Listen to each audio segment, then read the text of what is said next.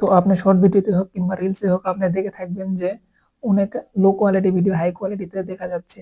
অনেক মুভির ক্লিপ হোক আর যেটাই হোক আপনি হাই কোয়ালিটিতে দেখতে পাচ্ছেন।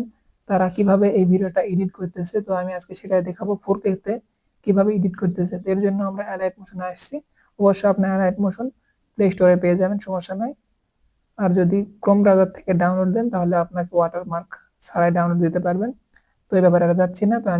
তো আমি এখন ভিডিওটা দেখাই। তো এর জন্য প্লাস আইকনে ক্লিক করব। মিডিয়াতে ক্লিক করে আমরা একটা মুভির ক্লিপ অ্যাড করে নিই।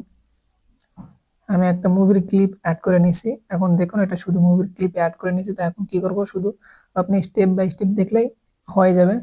তো এখন দেখুন প্লাস আইকনে ক্লিক করব, একটা রেক্ট্যাঙ্গেল নিয়ে নিব।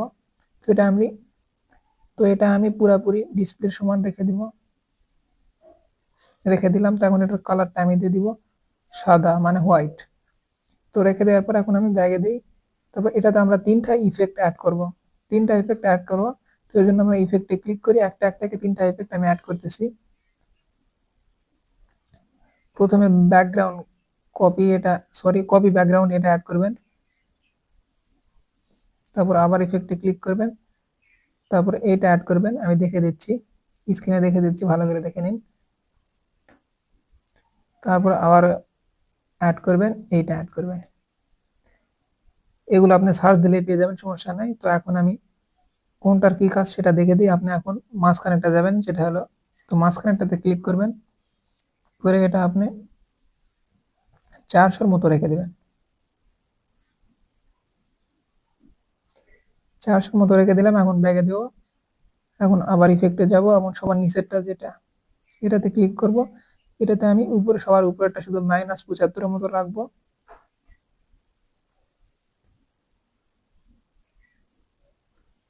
That's it. তো এখন আমি ব্যাগে দিলাম। তো এখন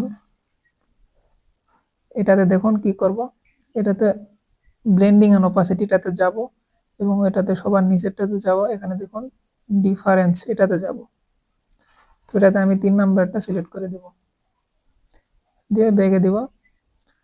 তখন আবার প্লাস আইকনে ক্লিক করব, তারপরে রেক্ট্যাঙ্গেল শেপ একটা নিয়ে নিব, পুরাপুরি করে দেব। দেওয়ার পর আমরা কালারটা দিয়ে দিই সাদা। তারপর আমরা ব্যাগে দিব। তারপর এটা তো আমরা শুধু ব্লেন্ডিং এন্ড অপাসিটিতে যাব। তো যাওয়ার পর এটাতে ক্লিক করব। ক্লিক করে এটার প্রথমেরটা আমরা দিয়ে দিব। তো এখন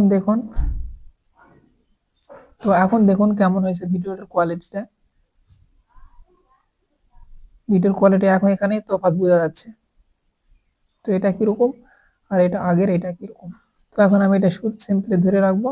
ধরে রেখে আপনার যতদূর ভিডিও, তো এখন আপনি সিম্পলি ভিডিওটা এক্সপোর্টে এখানে ক্লিক করে আপনার ভিডিওটা এক্সপোর্ট দিয়ে নেবেন।